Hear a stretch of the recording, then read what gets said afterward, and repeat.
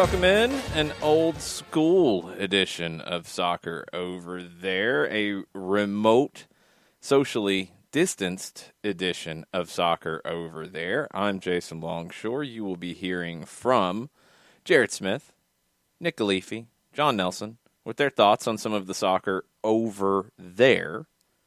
We talk about it a lot on Soccer Down Here as well. Soccer Down Here has just become a Soccer Everywhere show, but the name is what it is. So we have Soccer Over There, which sometimes includes things about Soccer Down Here. I know it's confusing, isn't it? Maybe we should think about these things as we continue to grow. Maybe not. Maybe it just is what it is. Maybe we shouldn't think so much. Lots of things to think about today. We will start with Jarrett_Smith. Make sure you're following him on Twitter at Jarrett_Smith. He will give us the update that I know a lot of people do look forward to these. There is a league that a lot of people know a little bit about. Maybe not as much as they would like. And as we've learned over the last almost year now with the pandemic, it can be a very interesting league. So, Jarrett, take it away with in Scotland today. All right, so I guess it's my turn now. We are kind of slapping this together, and what better way to start slapping things together than by bringing up Celtic, because that's kind of slapped together with the rest of Scotland, aside from Rangers and Livingston, who just kind of seem to be carrying the bucket for the entire country right now in the Premier side. You want to go a step below that, we can get into Hearts. Hearts was a hot mess this time last year when everything was shutting down. They got relegated. They wanted to take it to the courts. They'll be back next year. They're winning pretty comfortably in the championship to make their way back up. That's not what we're here for today. We're here to recap what happened in Scotland, and for my sake, to recap stuff that's happened with Celtic. As many of you know, I have been vocal about my disagreements with the way things have gone for Celtic. One of the things they did recently, though, was Jeremy Frimpong, who had been playing right back for Celtic, was sold to Bayer Leverkusen for about £11.5 million, I think it was. A really good profit for Celtic, considering they brought him in for, I believe, less than $1 million. So, I mean, that's great profit, and you'll take profit anywhere you can get it in this world. In this world as we know it today, where money is not always going to be a guarantee. Frimpong left, and he is written up as saying, "It was the right time to leave Celtic because it was about a big club like Leverkusen coming rather than about Celtic. Obviously, the Bundesliga was really attractive, and when they came, I was like, I could play in the Bundesliga." And that was it, really. And that's one of the things you're going to run into, even aside from the fact that Celtic is a tire fire right now, and aside from the fact that you're in a pandemic and you're looking for as much money as you can get. Even in a normal time, this is a move that you would expect as a guy taking a chance to go to Germany. And it's interesting in where we've come and the way transfer values have jumped in this world, because it was 10 years ago, give or take, that Aidan McGeady left Celtic for Spartak Moscow. I think that was for 10 or 11 million pounds, and that was a record at the time. Like, that was insane at the time. And now you got a right back who was playing well for the most part.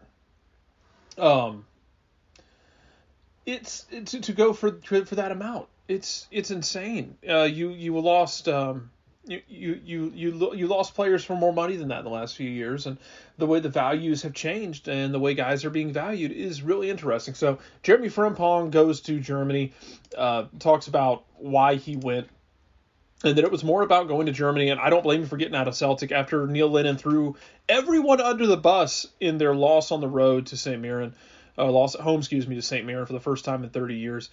He threw the entire team under the bus, talking about how they let him down. And look, the players have not been playing up to their standard. I get that. Man, I hope he at least, the tires were at least a little bit flat when he went over. Hopefully they weren't recently pumped up. I wouldn't have blamed any player who read that or who heard it in the media and called their agent and said, "Get me out before Monday if you don't mind. See what you can do. I don't care where it is. Get me somewhere other than here," because it has been a hot mess. Celtic did bounce back, though. Had a 2-1 victory over Motherwell. Goals by Stephen Welsh and Alton Edward. Alan Campbell pulls one back from Motherwell late, and actually they have one cleared off the line at the very end of the game. It was it was a bit of an up and down affair, I guess, if you want to call it that, with Motherwell and Celtic, where Celtic very nearly blew a two goal lead, but they get the home win. They continue winning. They're in pretty good shape. One of the sneaky important matchups of the weekend was Hibs taking down Aberdeen, and Aberdeen just not getting it done. McInnes gets a boost from the board, giving their support to him, but man, it ain't it right now for Aberdeen. They've really slipped at a horrible time for it. The thing is, whether or not you think Celtic is exposed, that second, third place race is closer than you would expect it to be. Celtic sits at second place with 55 points. Got 26 games played. And Hibs now sit 6 points off with Celtic have 2 games in hand. Hibs have played 2 more games. They played 28 and they're 6 points off. Celtic very likely is going to make that gap untouchable, and Hibs are not going to catch Celtic. I'd be comfortable putting money on that, as grim as I am about Celtic. But Aberdeen was right there in third place a while ago, and now they're sitting on 44 points. They have just dropped points at the worst possible times. And it's not good enough. And I don't know what you do if you're Aberdeen. You're going to ride out the year with McInnes because you're not going to fire him. In a similar vein that I don't want to talk about the rationale and how smart it would be for Celtic not to fire Neil Lennon, because I want to see Neil Lennon fired into the sun. But you're not going to do that right now. As much as I would like to see it done, financially you're not going to make that decision, and Aberdeen's not going to make that decision right now. But they slipped to fourth. They've got a good 5-point cushion on Livingston, who, surprise, surprise, Livingston loses a game for the first time since, God knows when David Martindale had taken over that team. They hadn't lost since David Martindale had taken over. They finally lose to St. Johnstone of all teams. They lose at home. Give up 2 first half goals one first half, 1 second half goal right before the break. Scott Tanzer scores for St. Johnstone. They get a second one right after halftime. Scott Pittman pulls one back for Livingston, but it is not enough as Livingston drops for the first time in a while.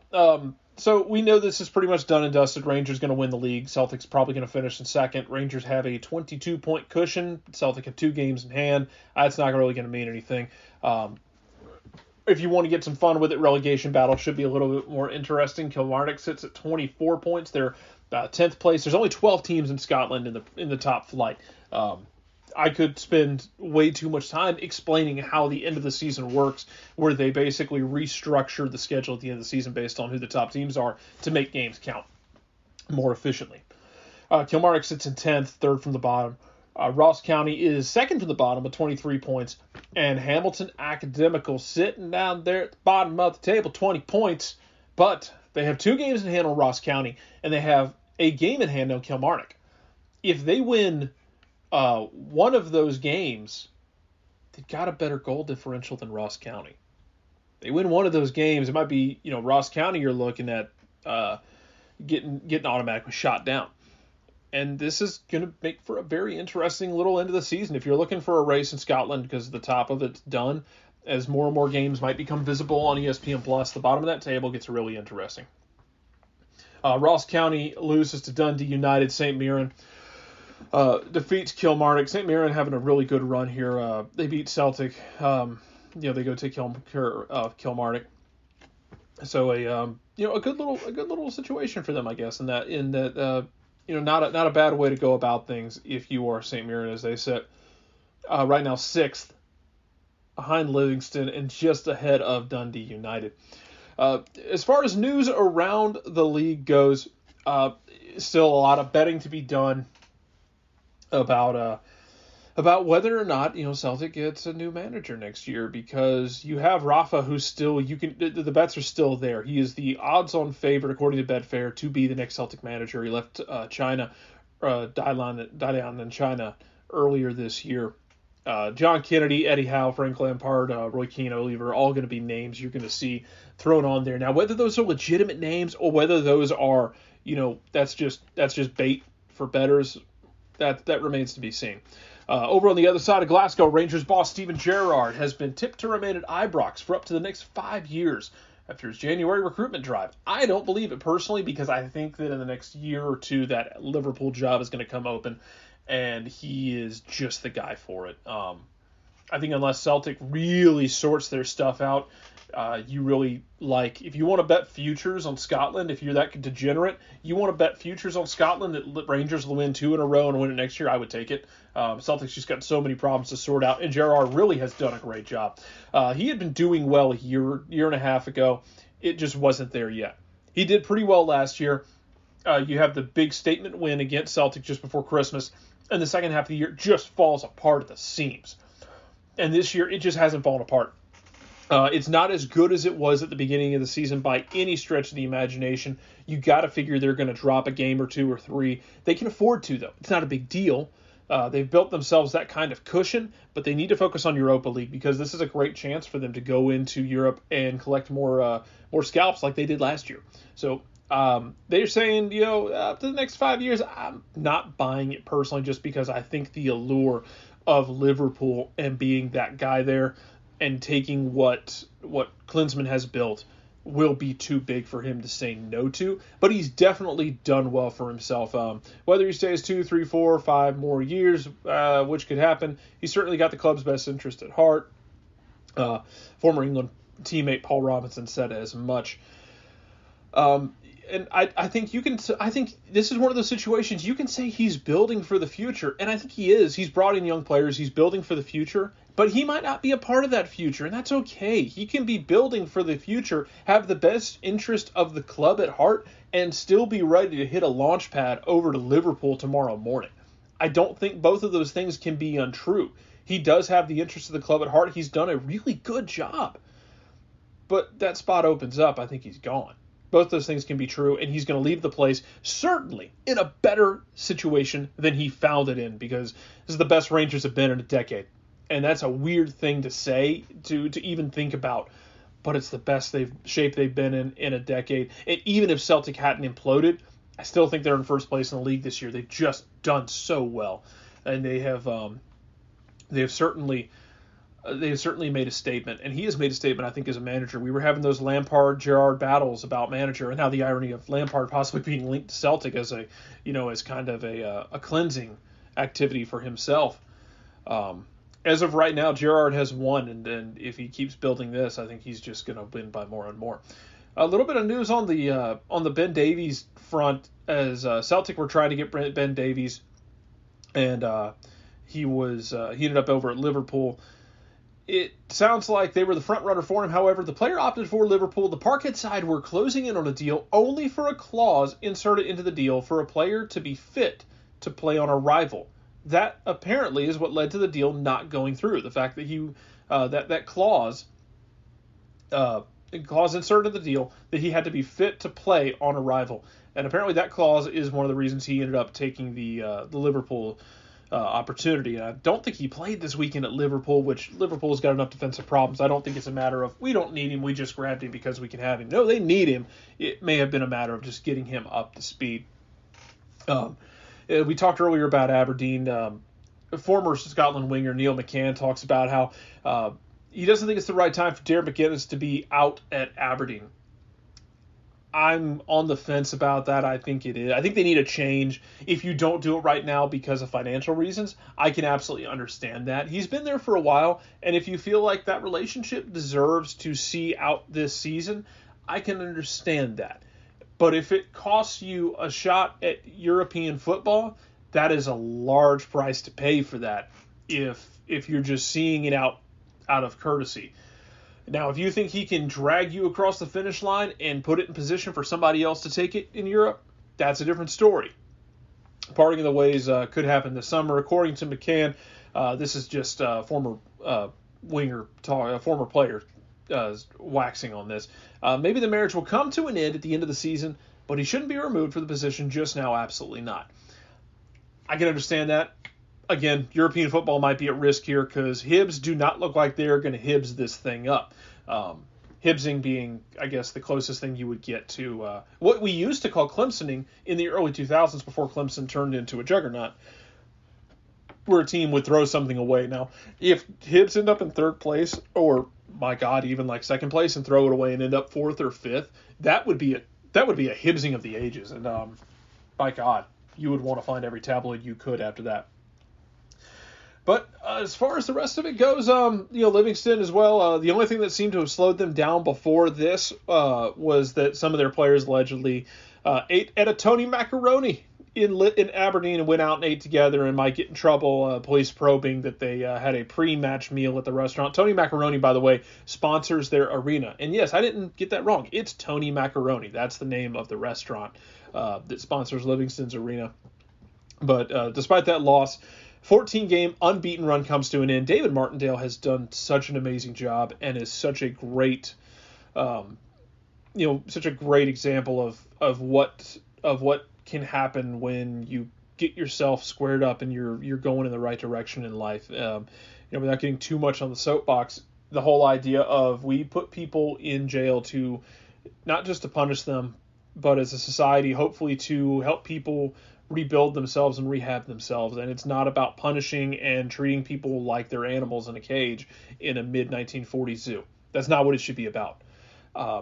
Guy got in really bad sideways, managed to get himself squared up, got a degree in vocation while he was in jail, got out, served his time, and started making positive impacts in the community, started getting involved. Livingston has worked his way up from volunteering to do simple things to now running this team. And 14-match unbeaten run comes to an end, but that shouldn't take away from the work Martindale has done. Livingston play a really fun brand as well. If you get a chance, if they're on ESPN Plus, if you've got Red TV through Aberdeen through your Atlanta United season ticket holder membership, or you've got a membership to any other Scottish team, they're a fun team to watch. They play. He has them, if nothing else, believing. Even the comments after they lost were very much we lost a game, that's fine. Everybody in here believes that we'll be just fine, and we're going to come out next game swinging. And I hope they do. Livingston has been a lot of fun to watch. Hopefully they will continue to do that. Hopefully they won't decide to go eat Tony Macaroni. Well, that whistle means I'm about done. So I'm going to spare you the rest of Scotland. Man, league's over. The one thing we're going to keep an eye on, I guess, is seeing what Rangers does in Europa League and seeing if Celtic can blow themselves up anymore. That's about it. That and Livingston. There are a couple storylines to watch, and it's still a fun league to watch, especially when Celtic and Rangers are not dominating everything together. There's kind of a twisted irony that Celtic has been so bad that teams go into Celtic Park and they're not afraid anymore. So teams roll up in there, and then they start wanting to actually play against Celtic. So now you only have really one team that teams are hesitant to really come out and play against, and that's Rangers. So it is making for a more exciting and more fun play. So with that, I will bid you adieu. I don't know if it's Nick. I don't know if it's John. I don't know if it's Jason up next. But whoever it is, we continue our trip around the world.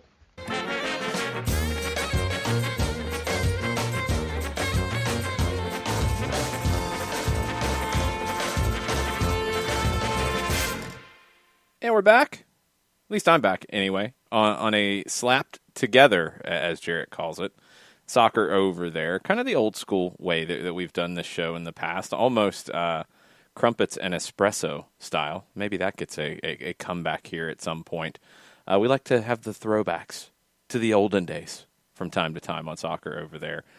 Speaking of throwbacks, John Nelson, who I really hope you are following on Twitter at OSG Nelson, because he still can't seem to get his Twitter to work to be able to follow enough people or something. I don't know. He's got a long explanation about it, and it's never made any sense. Maybe it will one day. But follow him, please. That will help him. I know that much. Let's see what John has to say about the Conca Cinco and whatever else is on John's mind tonight.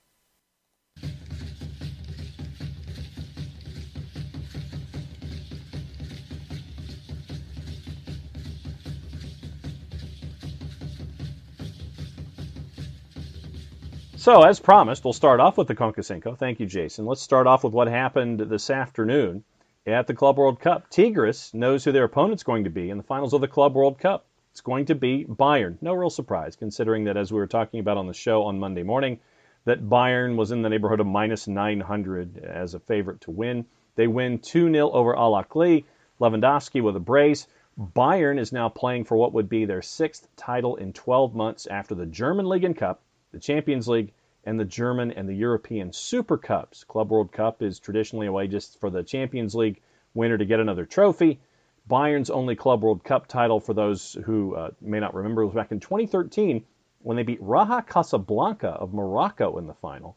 And that was the beginning of 7 straight wins by European sides. We'll get into what's going on in Liga MX because there is some Liga MX news in addition to what's going on tonight, late with Monday Night Football. And Liga MX Femenil is also going on Monday. But before we get into that, some news from ESPN Deportes. Mexico's head of refereeing has denied accusations made by a fired ref who says his dismissal was racially motivated. Arturo Bricio, head of the FMF refereeing committee, denied there was any discrimination involved in the firing of Adalid Maganda earlier this week. A statement by the FMF said that Maganda's dismissal stated that he was let go for poor performance, moonlighting in non-sanctioned matches during COVID-19, and a lack of familiarity with VAR, among other issues. So Bricio goes on ESPN Deportes and asked if Maganda was unfairly fired, said absolutely not. He accepted the rules and has broken them repeatedly. And Maganda has threatened to involve FIFA in the dispute. Bricio said in response to that we're calm, quote, and we won't be blackmailed, end quote. Maganda was actually on ESPN Deportes last Tuesday, about a week ago. He disputed the claims about his physical fitness, accused Bricio of not extending invitations to seminars on how to work with VAR. Back in 2018, for those that may not know the story, Maganda staged a hunger strike outside of the FMF offices in Toluca to protest a previous firing. He was reinstated back then. Among other claims, Maganda accused Bricio of referring to him by his skin color, since harboring a grudge over the public nature of the protest back in 2018. Bricio he talked about the final performance of Maganda January 10th between Toluca and Querétaro, in which the ref gave fans reason to complain from both sides. Bricio said the match was very bad in refereeing terms, but according to ESPN Deportes, Bricio's own review of the match only hours after it ended defended Maganda, siding with the referee in most of the disputed plays. It's prompted other experts to weigh in, and they say that Maganda's firing wasn't racially motivated but handled badly. So we'll keep an eye on that as we go when it comes to what's going on in Liga MX. León and Chivas tonight. That is the late game for Monday Night Football. So we'll take a peek at what we're looking at with those particular matches, or with that match tonight. It is a 10 o'clock kick. León and Chivas. León a minus 114 at home. Chivas a plus 336, and your draw is a plus 238. We mentioned what's been going on in Liga MX just to give you an idea as to the standings. Chivas, Pachuca, and Atlas are still winless, by the way. Toluca, Monterrey, and Club America are all at 10 points. 4 more clubs are a point behind, giving you the highlights from the last weekend. Toluca beat Mazatlan Sunday afternoon at Estadio Nemesio Diaz, 4-1. Toluca is the only team to have scored in double digits so far this season. Monterrey still has not given up a goal this year on the defensive side of things. They beat Pumas 1-0. America beat Puebla 1-0. The match of the week upcoming will be Sunday night with Santos taking on Monterrey. This afternoon in Liga MX Femenil, just to kind of give you an idea as to the action that is going on, a couple of games started this afternoon. Cruz Azul lost to Pumas, who was the favorite. Pumas went in at a minus 118. They won 2-0 over Cruz Azul. The rest of the schedule is Chivas versus Atlético San Luis, Pachuca, and Toluca. And get this, 3 matches are going off at 8 o'clock Eastern. Pachuca, Toluca, Santos Laguna, Querétaro, and Tigres and Necaxa. Tigres, by the way, for those of you who want to see the juice boxes in that one, Tigres is a minus 2,000. Necaxa is a plus 2,000, and your draw is basically a plus 1,000. The other 2 matches at 8 o'clock, fairly even when it comes to the juice boxes. Pachuca and Santos in and around plus 130. Toluca and Querétaro in and around plus 155. Also on the board as a part of the discussion, we were talking about the expansion of CONCACAF and the CONCACAF Champions League. CPL Commissioner David Klanikin came out with a statement when it was announced how things were going to be different in a couple of years. And he said it was fantastic for Canadian soccer, very pleased with the announcement, as well as President Montaliani's continuing support. CPL's mission is to continue to grow the game of football in Canada. The new format provides another opportunity to do that. The format change opens the global game to more Canadian talent, provides more opportunities for Canadian players to be seen on an international stage. It demonstrates that CONCACAF supports and recognizes all the efforts and investments being made to develop and grow the game in Canada. And just as a reminder, CPL teams are already headed toward training camp, and they're getting their rosters all squared away. So keep an eye on the CPL as folks are getting ready for CPL play and for national team play.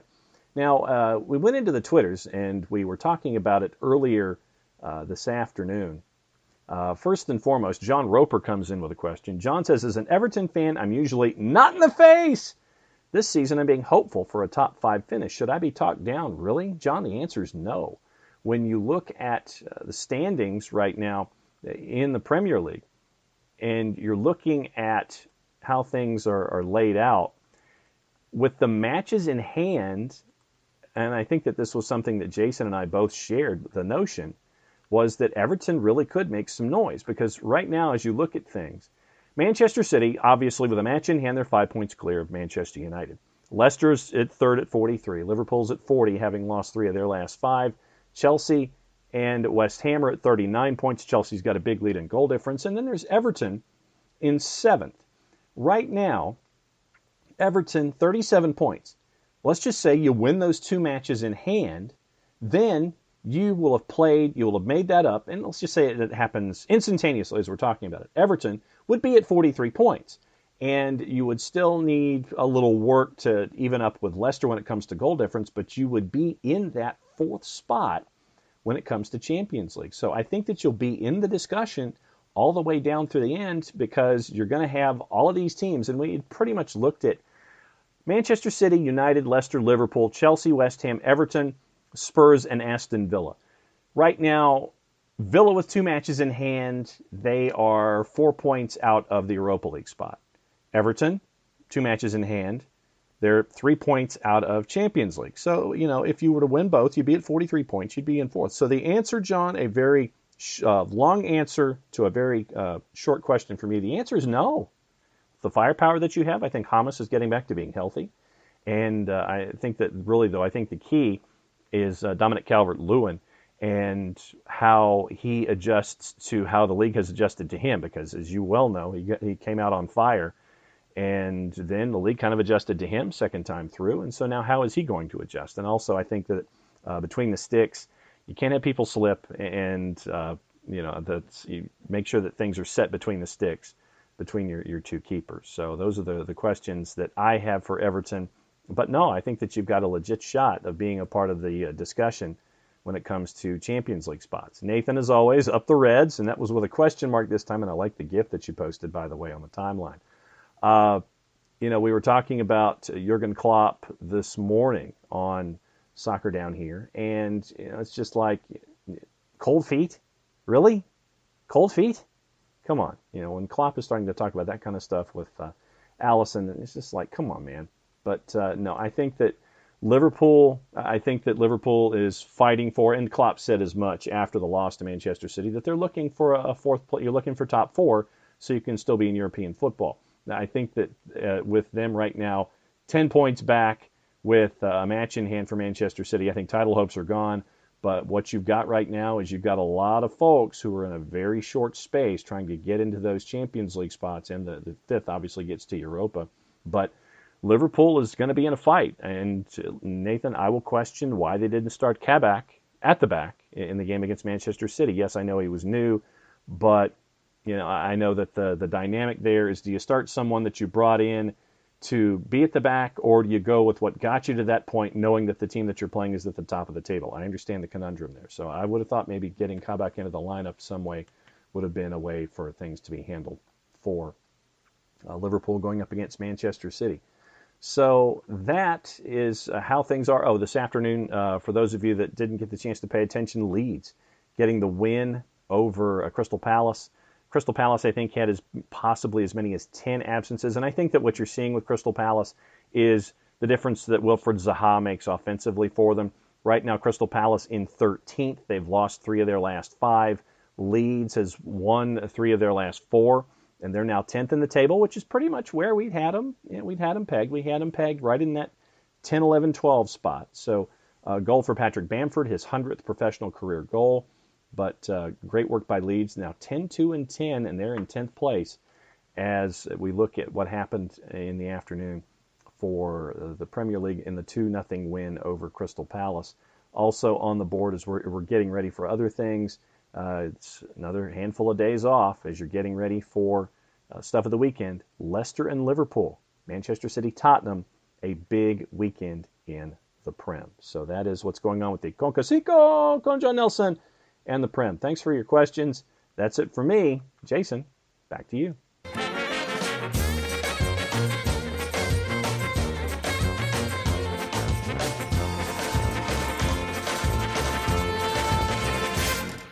All right.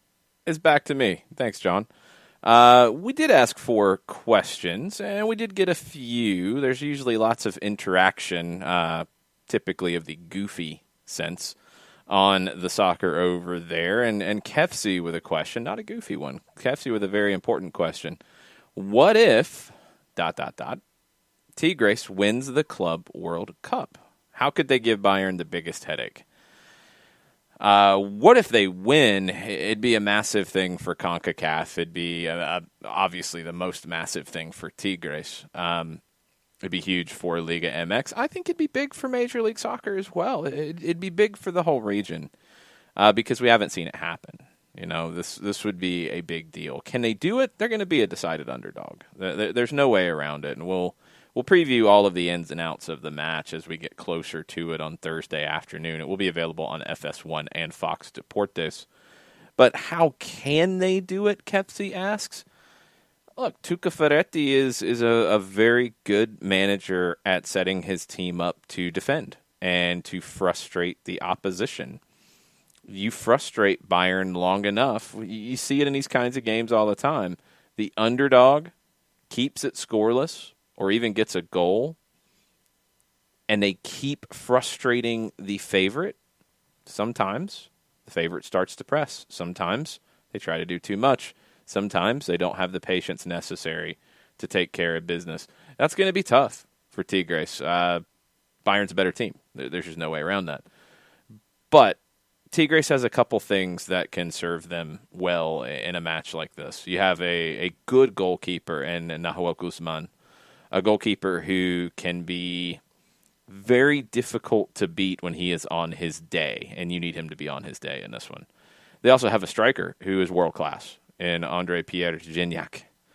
Gignac can take a half chance and create a goal out of it. And when you have a striker like that in a game like this, it might only be a half chance. It might be a chance off a set piece. It might be something on the counter. You need somebody who can convert. Gignac can be that. Those are the basics. We'll get into more details as we get into this week. Really excited about this match. Really excited for what it can mean for CONCACAF, but just excited for a team in Tigres who is a fun team to watch. Is a team under Tuca Ferretti, who is one of the most passionate managers you will find.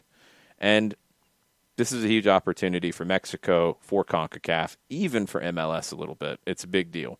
And it only goes to show that the gaps are narrowing between some of the best clubs in the world, and CONCACAF's going to be part of that. Tigres did not dominate in CONCACAF Champions League. We know how close it was for them with LAFC. That's where things are headed. This is good. This is good for everybody involved in the CONCACAF region. Let's look at what's going on in South America. We mentioned it on the show this morning with Hernan Crespo leaving Defensa y Justicia. He has spoken to the media, and he has not said where he's going to go. He said he's talked to Santos. He's talked to Chile about their national team job. He has talked to Sao Paulo. He has not made a decision, he says. All signs are pointing towards Sao Paulo. All signs have been pointing that way since the rumors got hot that he would leave Defensa y Justicia. Defensa, right now, their reserve manager, has taken over training sessions. They are getting ready for the Copa de la Liga, the former Copa Diego Armando Maradona, which is not going to be that this time around. It is just going to be a League Cup. that kicks off this weekend. So they're back in action quickly. They will be preparing for the Copa Libertadores group stage as well. What direction are they going to go in terms of manager? We don't know yet. They also have the Recopa Sudamericana, the South American Super Cup. That's going to be in April. Palmeiras and Defensa y Justicia, April 7th in Argentina, April 14th in Brazil. We talked a lot this morning about the Hector David Martinez situation. Again, another Defensa y Justicia moment, although it looks like he is headed back to River on loan rather than coming to Atlanta United. I think we made the point that this is a pretty complicated situation. Defensa had acquired 50% of his pass and control of his pass. However, they do a lot of business with River. And when River came in and said, we would like to get Martinez back rather than you selling him to Atlanta United, and both of us making, between $1.5 and $2 million. I think the figures that were out there would have put it at 1.75 each. The long-term relationship for Defensa y Justicia with River is very important because they get a lot of players on loan from River. River produces players that don't have anywhere to play. Santiago Sosa, one of those. He's ready to break through. Nowhere for him to go. He has surpassed even going out on loan to another team. Atlanta United comes in.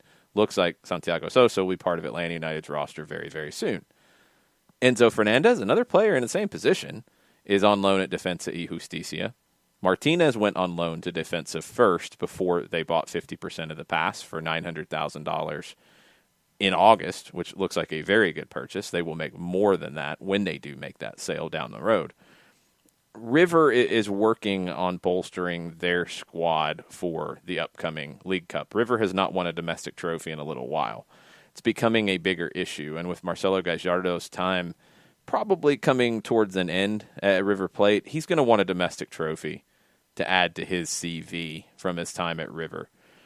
This is an opportunity for one, and it will count as a league title, the Copa de la Liga, which is a league cup, but it's going to count as a league championship because, welcome to Argentina, things get a little weird.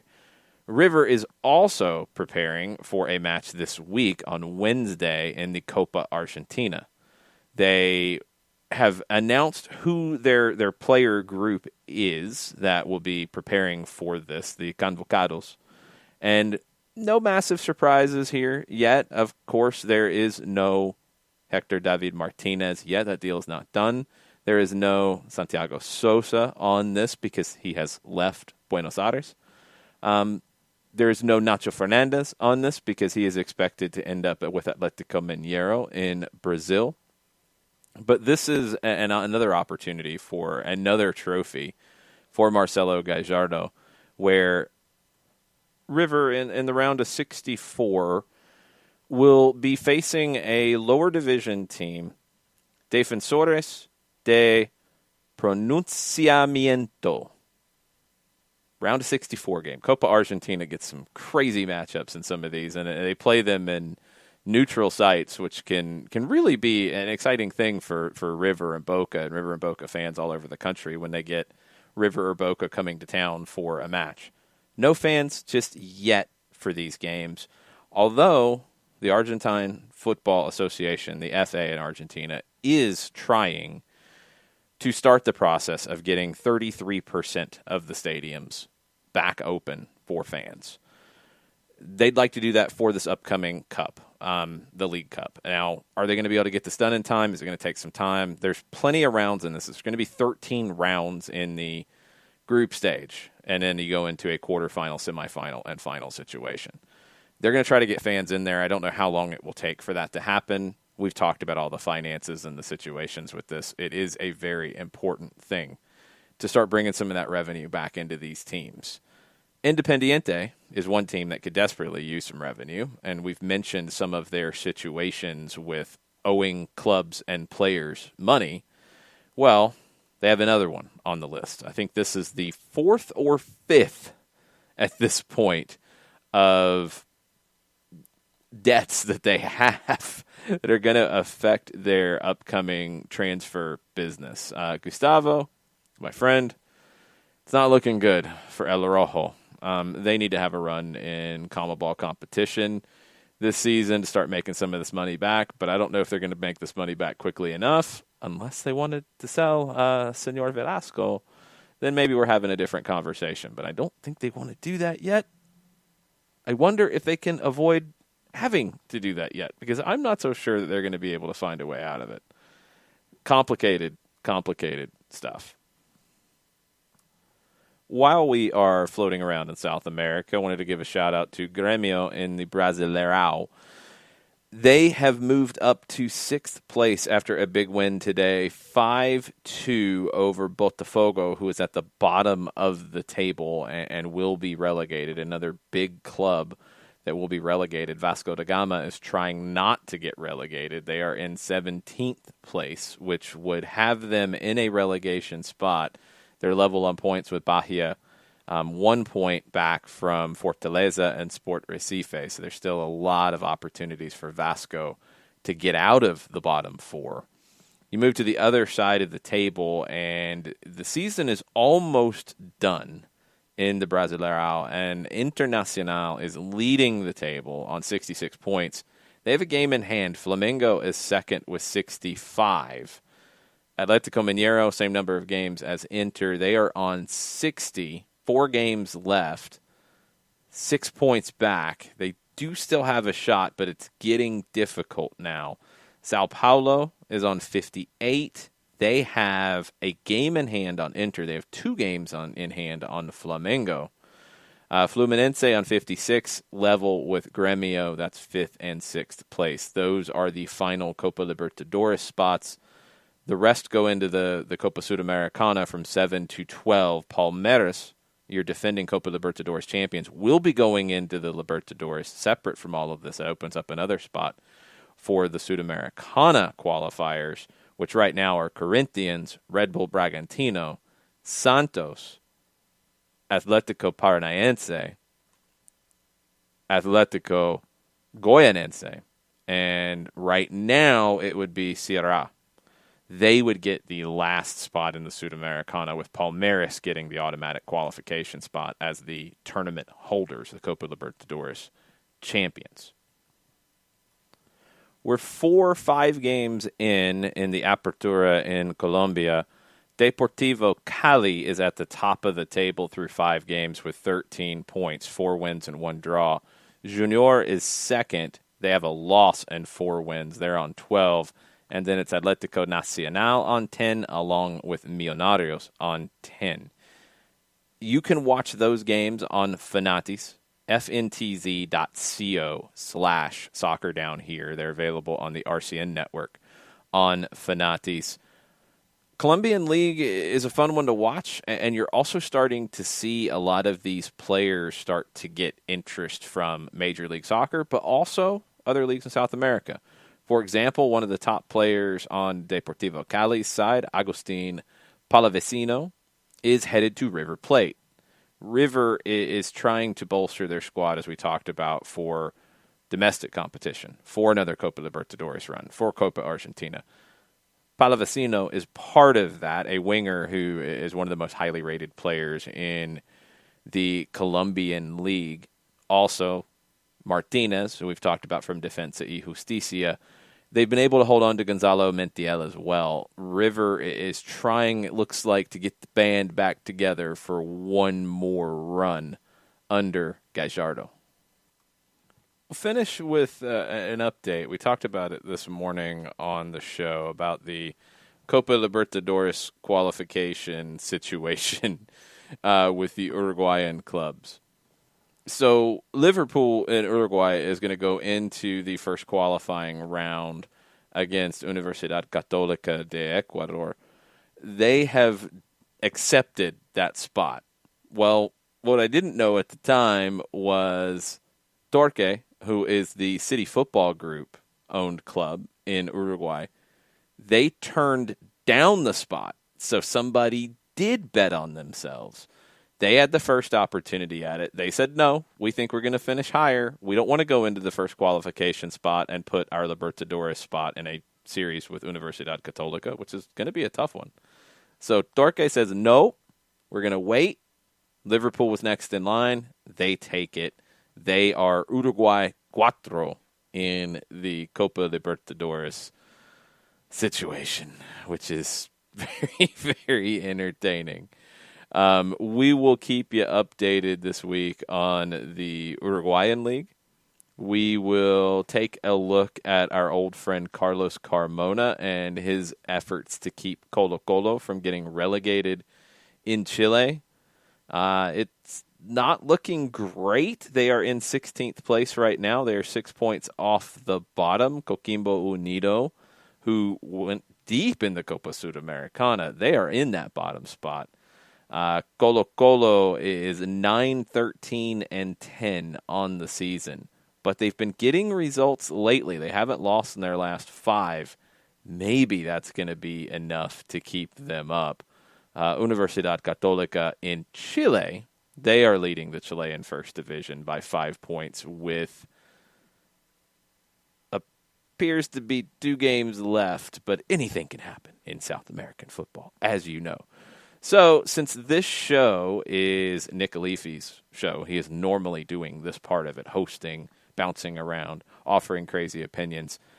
Look, here's what Nick sent me in an email. He says, "It's terrible and long. Have a great evening." So you guys are going to get unfiltered, unedited Nick Alifi to see this thing out for our Soccer Over There show. Thanks for checking this out. We really appreciate it. We'll be back live next week with Soccer Over There. Monday nights at 7 o'clock is the live show. You can always listen to it on the app. You can listen on soccerdownhere.net. You can watch on the Twitch pitch, twitch.tv/soccerdownhere. This is a throwback. This is an old school pieced together show for y'all. Hope you have enjoyed it. Here's Nick Alifi. Take us home. Espresso.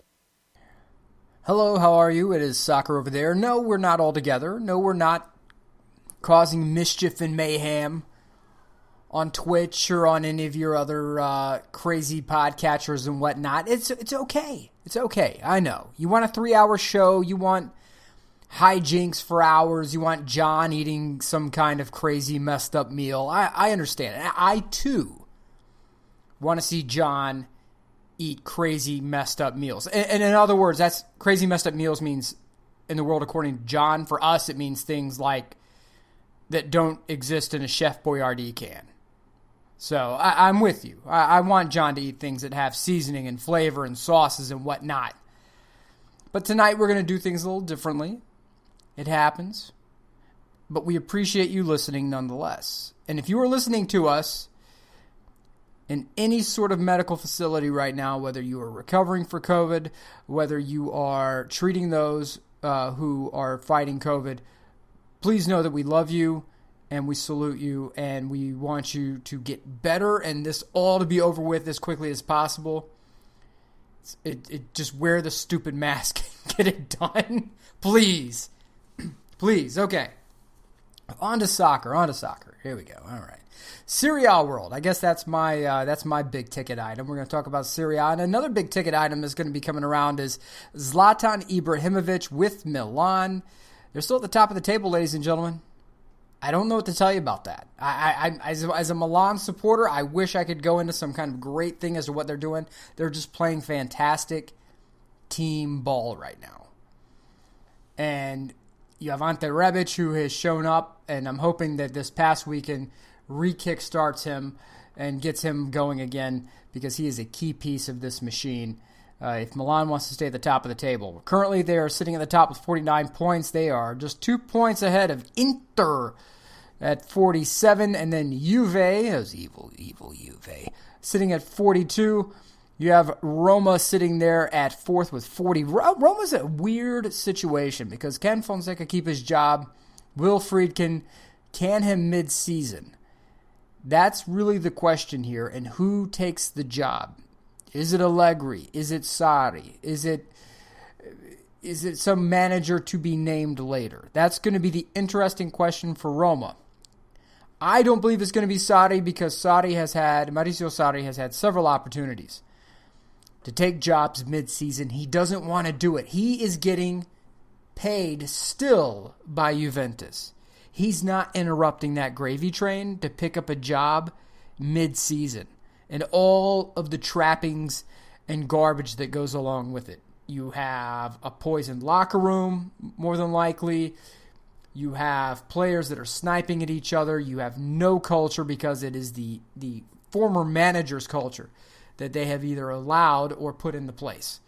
That's nothing that Maurizio Sarri wants. He wants to cash checks and drink espresso and smoke cigarettes. Next season he will be employed, just not yet.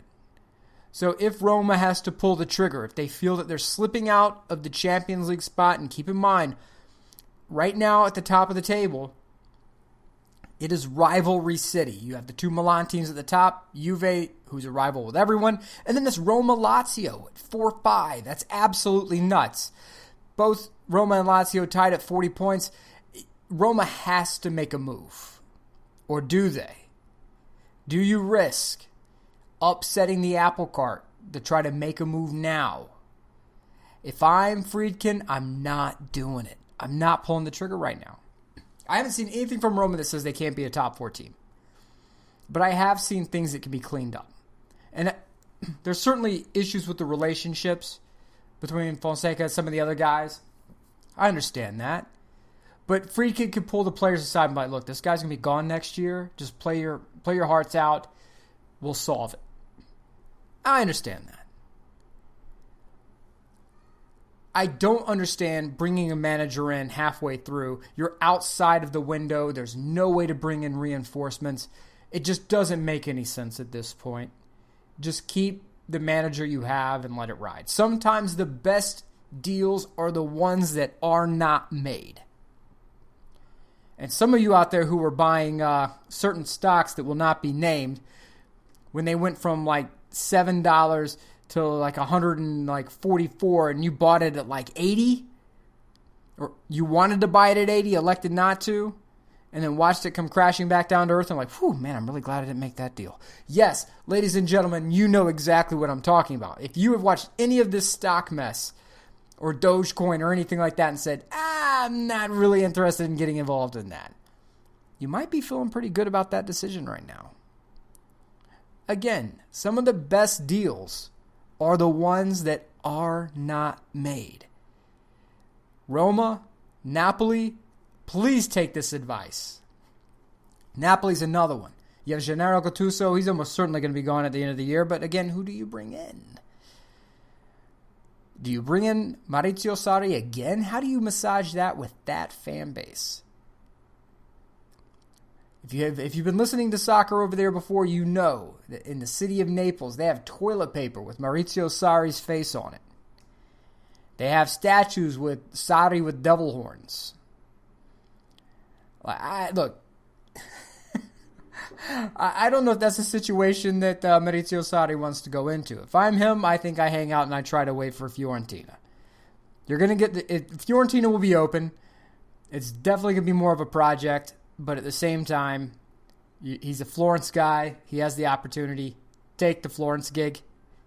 I want no part of whatever Napoli's cooking.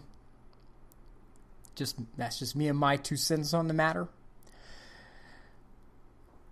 Meanwhile, back at Milan, they have a bit of a choice to make right now. And that choice is, do you extend one Mr. Zlatan Ibrahimovic?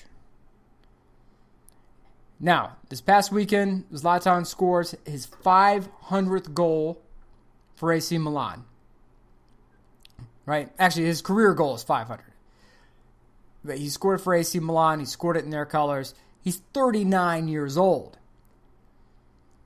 So, do you really want to re-sign a 39-year-old? I mean, look, the two ways to look at this contract, it's either in any contract really in general when it comes to a player, it's either you pay them for potential or you pay them for what they've done, right? It's like a thank you. You've done phenomenal work for us. We really owe you. Here's a huge fat check on your way out the door. At 39, look, Zlatan is someone who, he has that Tom Brady gene. And I know this may be a sort of still raw moment for people who hate Tom Brady, but at the same time, you have to realize that this guy has done everything right with keeping himself in shape, with staying at a competitive level. I thought when he left the LA Galaxy, he was done, washed, finished. Not the case. 39 years old. Still hammering goals. I mean, you can't knock it. The guy scored, he scored 500 goals in his career. He's still going. I think you got to pay the man. He single-handedly changed your locker room. That is the one thing that is absolutely, without question. It's fact. It's carved in stone. Bring it down from the mountaintop. Zlatan Ibrahimovic changed the culture of AC Milan. And you have to reward that. Because it also allows you to show the next veteran who comes in the door, who's out there, maybe looking for a free transfer. Come here, do really good work, and we will pay you. We're not just going to shove you out the door. I think that makes sense. I think you got to get that deal done. I think you also have to get the Donnarumma deal done, more than anything. But without question, Zlatan has earned every dime Milan wants to pay him. And I don't think that's really that far out of bounds. Let me know. Hit me up at Nicolifi, or you can hit me up at SOC, S-O-C, over there. Let me know what you think. Is it worth paying Zlatan? Would you do it? If you're in charge of AC Milan and you're not a secret interista, are you paying Zlatan? One more year. Let's say it's a 1-year deal. Or a 2-year deal. Yeah. 2-year deal. One guaranteed, one's an option. I don't know. I don't know if you walk away from that. I think you got to pay the man. Just one of those things. Some guys earn it. It's just what it is. Tom Brady's proven it. You could be old and still ball. I mean, Zlatan Ibrahimovic scored a brace. 30 minutes into the game against Crotone. It's Crotone. What do you want me to do? It's 4-0. Milan wins. Zlatan scores at the 30th minute, 64th minute. Rebic scores in the 69th and 70th. Exactly what they needed. The culture has changed at Milan. I guarantee you, 2 years ago, it's a game that Milan may draw. It just is. It's a game that they would draw. They'd be asleep at the wheel. They'd walk in. Okay. Yeah. Draw. And that's why they missed Champions League. That's why for the past decade they've been bums. Not now. One man walks through the door, changes the whole culture. We saw that last night with a Super Bowl. Tom Brady walks into Tampa. Guys, I used to be a diehard Tampa Bay fan. I worked for the Buccaneers the season before they went to the Super Bowl in 2002. So 2001 and then the 2002 season. And I went there the year before and the year they won it. The culture was great.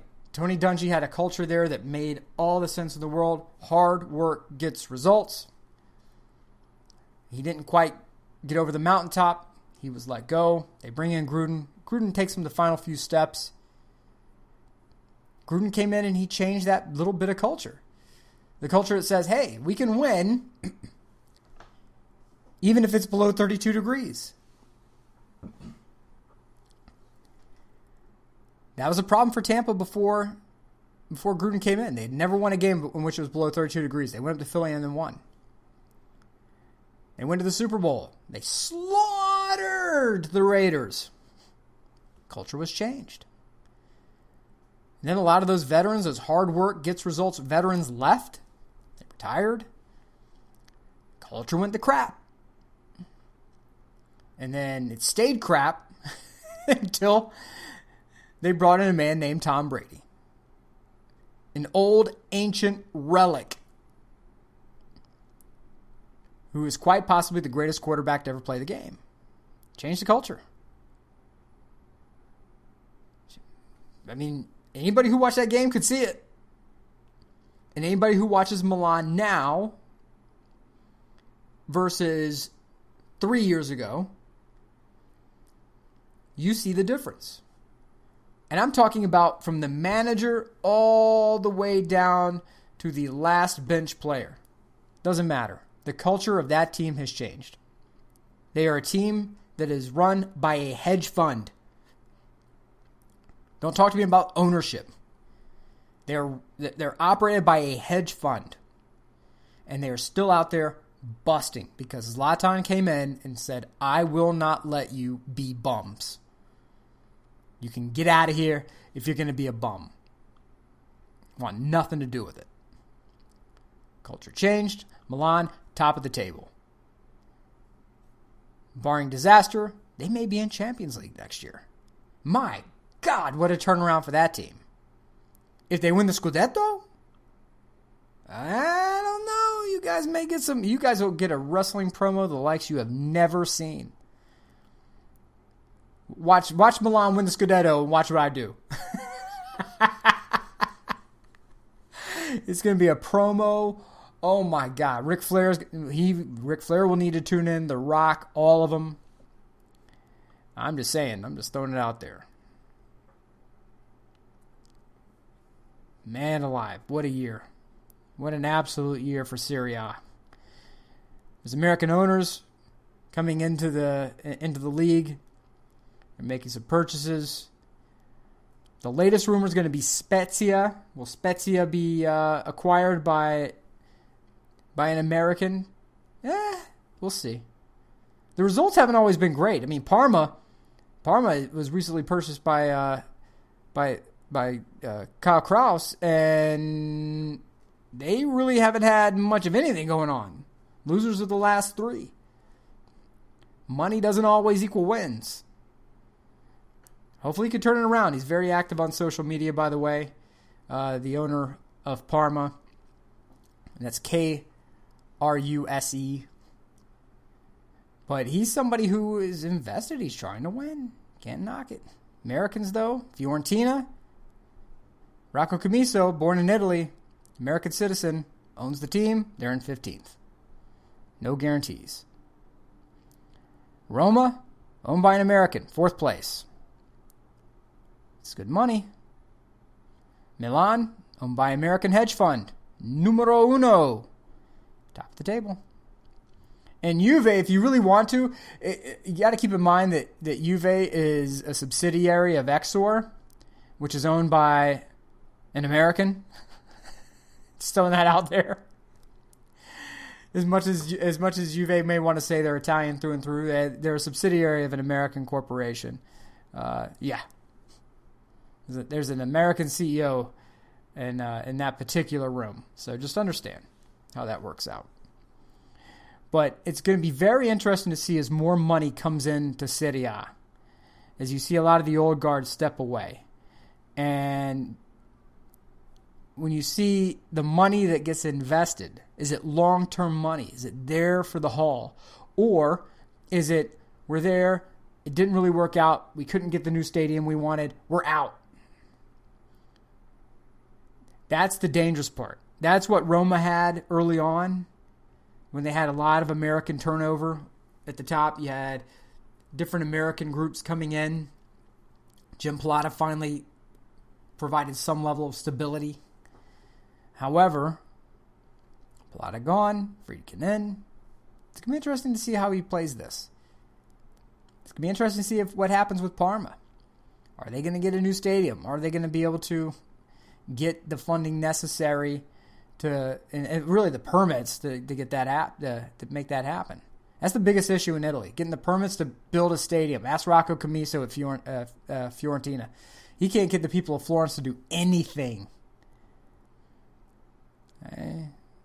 Just telling you. That's the trade-off, ladies and gentlemen, in Serie A right now. You can invest money in the squad. That's not a big challenge. The big challenge is going to be getting your stadium built. Because everywhere, like the entire country is pretty much a UNESCO World Heritage Site. So I would love to do that. I think I need to try to see if I can get one of these American owners on the show and ask them about that. What are you going to do differently to get the stadium built that the last 15 guys couldn't get done? What are you going to do differently? What kind of relationships are you going to forge? What kind of checks are going to be dropped off in front of councilmen's houses? That's the questions. That's what we need to know.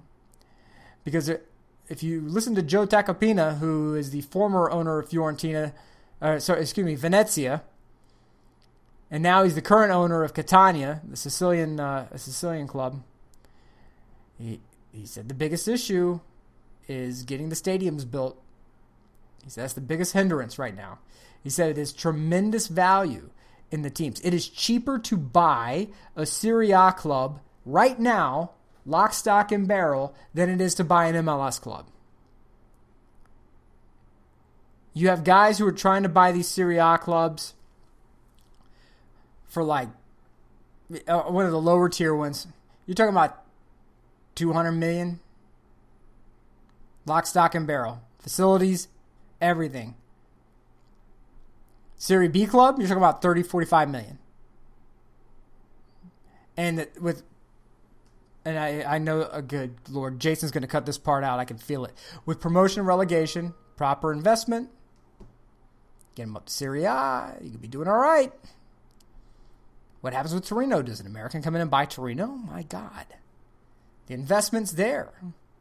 It's going to be wild to see. It's going to be wild to see what kind of industries spring up. I know I'm going really long and I'm going way out in left field right now, but I think it's something very interesting.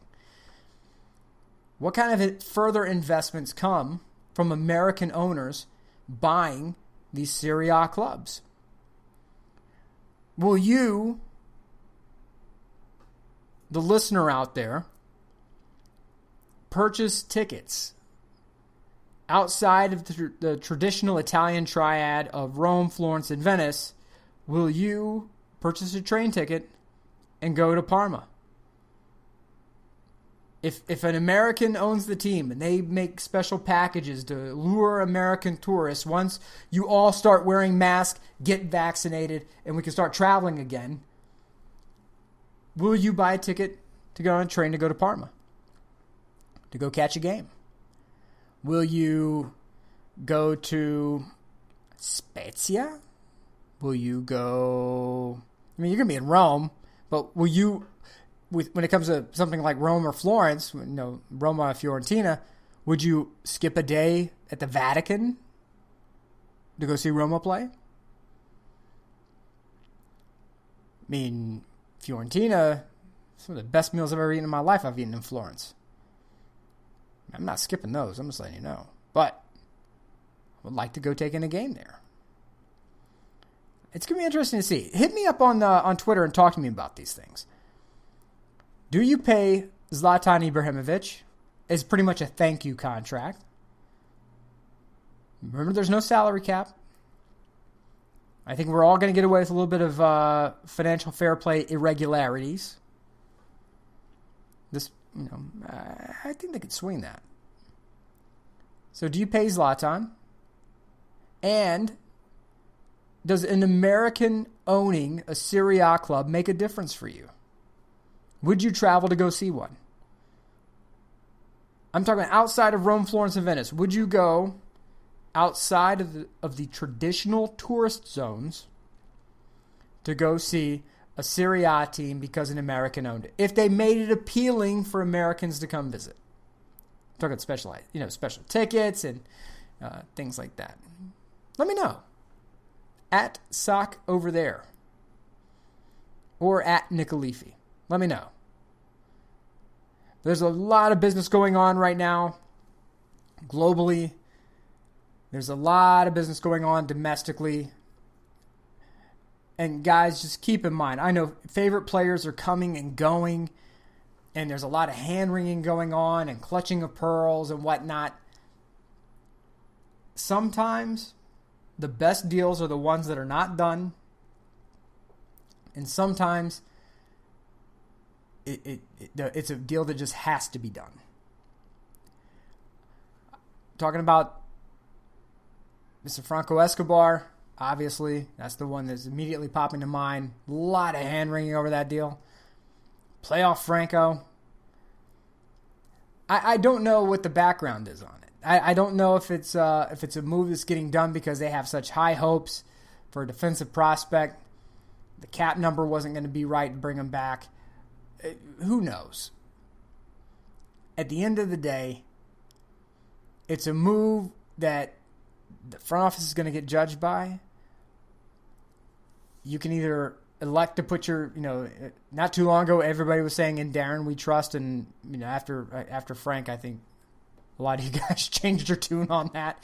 But it's a move that if they're making this move, I believe it's because they see someone coming up who has the ability to take that role and do with it what needs to be done within the Heinz system.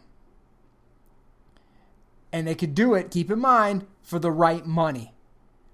For the right money, probably not having to lose an international slot. It allows you more flexibility to bring someone up to fill that role. And if you have that opportunity to do it, you should take it. I await your hate mail. I'm going to miss Franco. I thought Franco was amazing. But if you have the ability to move a player and allow yourself more flexibility, you need to allow that to happen. We see a lot of teams that stagnate because they keep players for too long. If anybody wants to see why Bill Belichick won as many Super Bowls as he has, outside of Tom Brady, it's because they were willing to move on from a lot of players who would become a disaster from a cap perspective a year early when they were still very talented and there was tread on the tires and somebody would make a move for them. They were willing to move them a year early.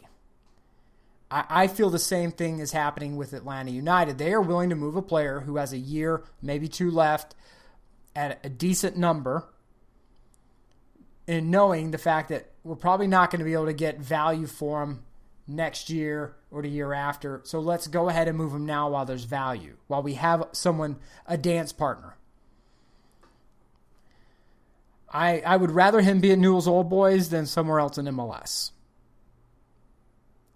That's just my take on it. I don't know if he's a guy who's going to end up in Europe. I don't believe so. I think he could end up in, if he wanted to go to one of the, like a Parma, sure. But at the same time,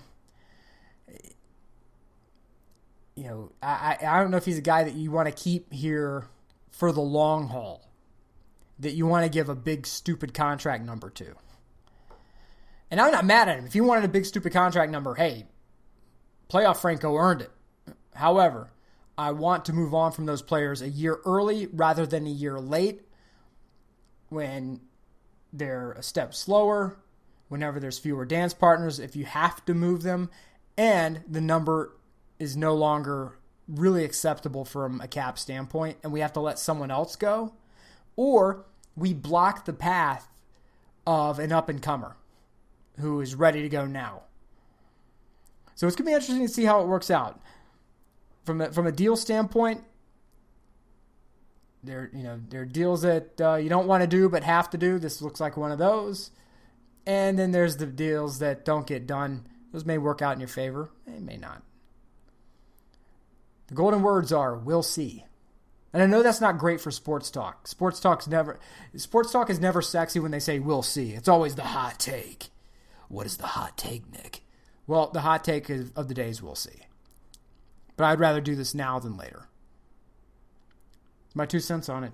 My 2 lira, if you will. Anyway, we'll be back next week. We certainly hope. If not, we will do one of these again. I'm okay doing these if you are. Just let me know. You guys want a 3-hour show? Are you serious? You want a 3-hour show? What are we going to talk about in that 3-hour show? We're going to feed John corn chips, like sour dressing corn chips or something? I don't know. What are we going to feed him? All right. I don't know. Let me know. What kind of food stuff do we need to feed John? If the money's right, we might be able to make it happen. I'm willing to negotiate terms on that one. Anyway, thanks for listening. We really appreciate it. Again, if you're out there and you're ill from COVID, you're sick from COVID, look, everybody over here is praying for you. We want you to get better as quickly as humanly possible. We want you listening. We want you calling in, writing in, texting in, whatever. We don't care. We want you better. We want you a part of it. Get back out there as soon as you can. Get healthy as soon as you can. We're going to pray for it to happen. If you are one of these workers out there who are busting your butts in a dangerous environment, surrounded by COVID, man, we love you guys so much. If all the essential workers, if you were deemed an essential worker from day one, I'm talking to all y'all who are working at gas stations and grocery stores and everything else, we love you.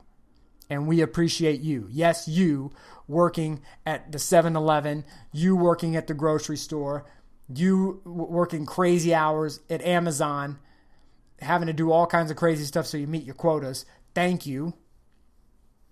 If you're out there and you're busting your butt every day, thank you. We really do appreciate it. I know you guys don't hear it enough. Everyone else, we love and appreciate the rest of the frontline workers. I'm telling you, if you are one of these people working in a retail environment, just trying to keep the lights on, the SDH universe, we salute you. Okay? If you're out there busting your butt trying to keep the lights on, we salute you. So thank you so much for listening. You guys are great. I don't know. I think I went way over when I was supposed to. Anyway, talk to you guys later. Let me know. Nick Alifi on the Twitters or at Sock over there, SOC over there. Let me know what you guys think about the stuff we talked about tonight. Okay, later on. Good God, I get the hint, Jason. Thank you. Nick Alifi, mucho euro, y'all. We have been hoodwinked, bamboozled, led astray, run amok, and flat out deceived. He said it was terrible, and he said it was like long, and it wasn't. Nick Alifi, his own worst critic from time to time. That's a show. That's Soccer Over There for Monday, February 8th. We'll be back in the morning for SDH. We're edging closer to the 3-hour shows in the mornings. I know, y'all, and I really appreciate it. I'm glad y'all want to hear us talk for that long. It won't all be about bad food takes. It won't all be about nonsense, although nonsense seems to be a growing element of the SDH universe, and that's okay. We all need a little nonsense these days.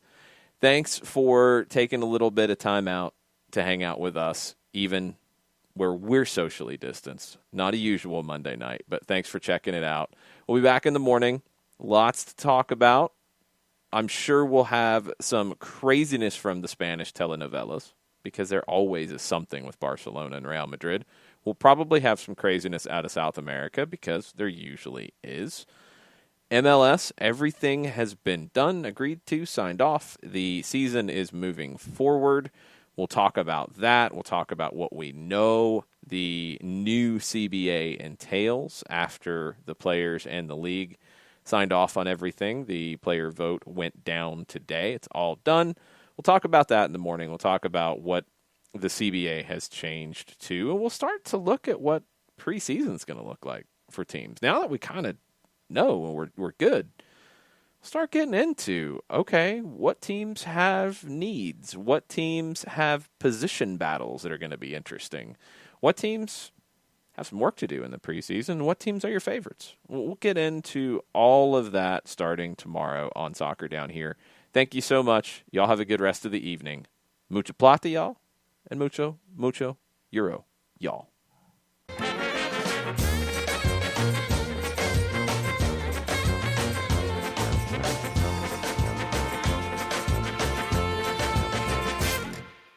And then I feel so resting and then I feel so resting.